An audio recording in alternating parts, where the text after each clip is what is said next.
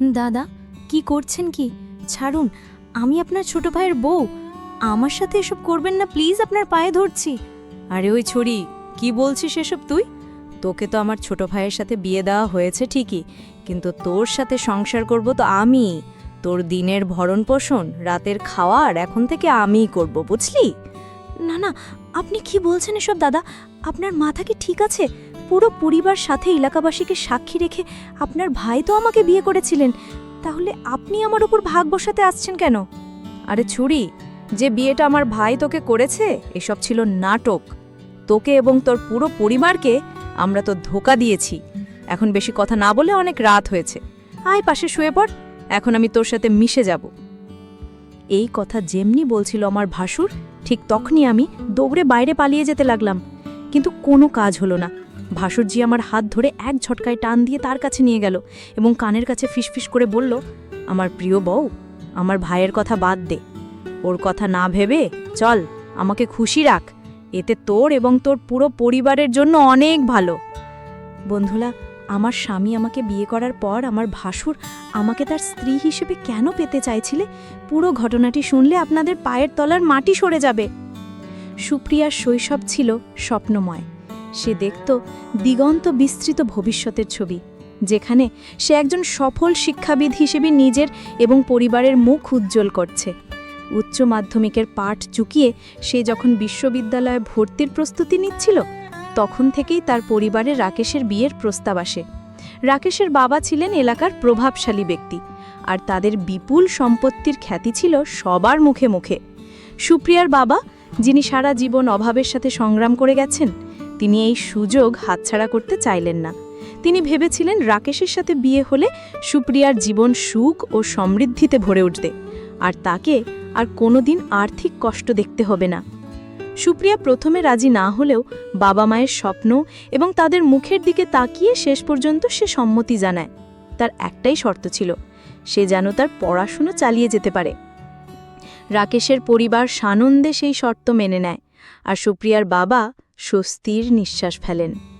বিয়ে সম্পন্ন হওয়ার পর যখন সুপ্রিয়া নতুন জীবন শুরু করার স্বপ্নে বিভোর, ঠিক তখনই তার জীবনে নেমে আসে ঘোর অমানিসা। ফুলশয্যার রাতে যখন সে স্বামীর জন্য অপেক্ষা করছিল, রাকেশ একা নয়, তার সাথে প্রবেশ করে তার বড় ভাই রাহুল, সুপ্রিয়ার ভাসুর। তাদের চোখে ছিল এক বিভৎস লালসা। রাকেশ জানায়, আমরা দুজনেই তোমার স্বামী, এই রাত আমাদের তিনজনের।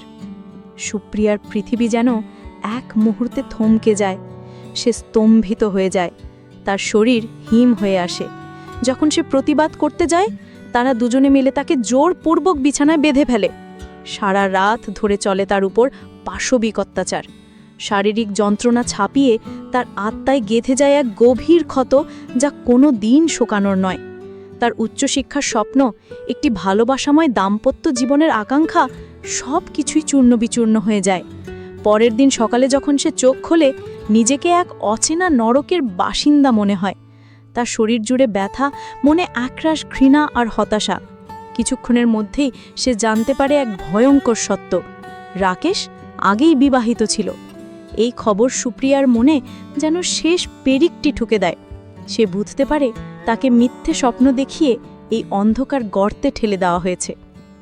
বিয়ের পর শ্বশুরবাড়িতে সুপ্রিয়ার দিনগুলো কাটছিল এক অসহনীয় যন্ত্রণার মধ্যে।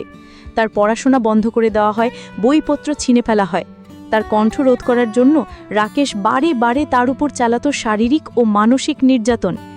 একবার যখন সে তার ছোট বোন অনমিকাকে ফোন করে তার অবস্থার কথা জানাতে চাইছিল, রাকেশ একটি গরম ইস্ত্রি দিয়ে তার পিঠে ছ্যাঁকা দেয়।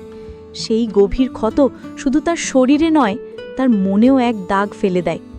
বিয়ের তৃতীয় দিনেই একটি ঘটনা সুপ্রিয়ার মনে সন্দেহের বীজ বুনে দেয়।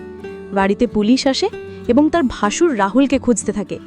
শাশুড়িমা তাকে মিথ্যে বলেন যে পুলিশ পাড়ার অন্য কাউকে খুঁজছে। সুপ্রিয়া সে কথা বিশ্বাস করলেও তার মন খুঁত খুঁত করতে থাকে। এক সপ্তাহ পেরোতেই রাকেশের আসল রূপ বেরিয়ে আসে। সে বিনা কারণে সুপ্রিয়ার ওপর শারীরিক ও মানসিক নির্যাতন শুরু করে। তাকে ঘর বন্দি করে রাখা হয়, তার সাথে বাইরের জগতের সব যোগাযোগ ছিন্ন করে দেওয়া হয়। একদিন ভাসুর রাহুল সুপ্রিয়ার বিষণ্ণ মুখ দেখে তাকে সান্ত্বনা দেওয়ার ভান করে। সে সুপ্রিয়াকে নতুন বই কিনে দেওয়ার জন্য বাজারে নিয়ে যায়। সুপ্রিয়া ভেবেছিল হয়তো রাহুলের মনে একটু হলেও মনুষ্যত্ব আছে, কিন্তু বাড়ি ফিরতেই তার ভুল ভাঙে। রাকেশ সুপ্রিয়ার চরিত্র নিয়ে নোংরা অপবাদ দেয় এবং মুসলিম মেয়েদের মতো পর্দা না করার জন্য তাকে তিরস্কার করে। যখন সুপ্রিয়া প্রতিবাদ করে, রাকেশ তার গলা টিপে ধরে এবং এক নিঃশ্বাসে 3 বার তালাক তালাক তালাক উচ্চারণ করে। সুপ্রিয়ার পৃথিবী আবার অন্ধকার হয়ে যায়।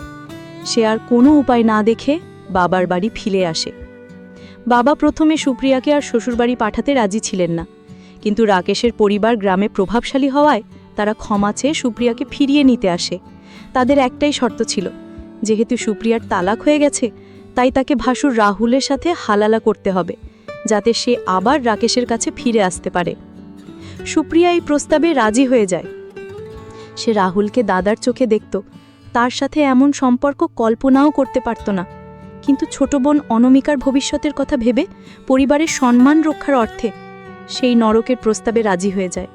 তার মনে ক্ষীণ আশা ছিল, হয়তো সেই নরক থেকে সে মুক্তি পাবে, হয়তো অনমিকা সুখে থাকবে। ভাসুরের সাথে হালালা হবার কথা ছিল যে 2 দিন পর রাহুল তাকে তালাক দেবে এবং সুপ্রিয়া আবার রাকেশের কাছে ফিরে আসবে। কিন্তু শ্বশুরবাড়িতে ফিরে আসার পর সুপ্রিয়ার ভয়ে সত্যি হলো। রাহুল মদ্যপান করে এসে তাকে জোর করে ধর্ষণ করে, কারণ তার মতে সুপ্রিয়া এখন তার স্ত্রী। সুপ্রিয়ার সমস্ত প্রতিরোধ ব্যর্থ হয়। এই ঘটনা তার আত্মায় আবার আঘাত করে, তাকে মানসিকভাবে আরও ভেঙে দেয়। 2 দিন পর রিয়া নামের একটি মেয়ে তাদের বাড়িতে আসে। রিয়া ছিল রাকেশের প্রথম স্ত্রী, যাকে একইভাবে প্রতারণা করে তালাক দেওয়া হয়েছিল। রিয়ার কাছ থেকে সুপ্রিয়া জানতে পারে এই পুরো চক্রের ভয়াবহ সত্য। রাহুল একটি মাতাল, চরিত্রহীন এবং জুয়াখোর, তাই তার বিয়ে হচ্ছিল না। এই কারণেই তারা রাকেশের মাধ্যমে সুপ্রিয়াকে বিয়ে করে এবং পরিকল্পিতভাবে তালাক দিয়ে রাহুলের সাথে তার হালালা করায়, যাতে রাহুল একটি স্ত্রী পায় এবং সমাজে তার মান রক্ষা হয়। সুপ্রিয়া বুঝতে পারে সে কেবল একটি খেলার পুতুল। যখন সুপ্রিয়া এই অন্যায়ের বিরুদ্ধে প্রতিবাদ করে, তখন শাশুড়িমা, রাকেশ এবং রাহুল 3 জন মিলে তার ওপর শারীরিক ও মানসিক অত্যাচার শুরু করে। তারা তাকে বাড়ি ছেড়ে বের হতে দেয় না, সব দিক থেকে আটকে রাখে। যখন সে তাদের পুলিশের ভয় দেখায়, রাহুল একটি অ্যাসিডের বোতল নিয়ে এসে তার মুখে ছুঁড়ে মারার জন্য।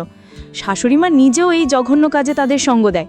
ঠিক সেই মুহূর্তে পুলিশ বাড়িতে ঢুকে রাহুলকে গ্রেফতার করে। সুপ্রিয়া জানতে পারে রিয়াই পুলিশকে খবর দিয়েছিল। শাশুড়িমা রিয়াকে তার বাপের বাড়ি পাঠানোর আগে সুপ্রিয়া লুকিয়ে তাকে সব ঘটনা জানিয়েছিল। রিয়া সুপ্রিয়াকে জড়িয়ে ধরে কাঁদতে থাকে। দুজনেই একে অন্যের কষ্ট অনুভব করে। সেদিন সুপ্রিয়া মানসিকভাবে পুরোপুরি বিধ্বস্ত হয়ে পড়েছিল। এই ঘটনাটি তাকে শিখিয়েছিল যে শুধু টাকা পয়সা দেখে বিয়ে দেওয়া উচিত নয়, জীবনসঙ্গীর ভালোবাসা, সম্মান ও ভালো মানুষ হওয়াটাই সবচেয়ে জরুরি।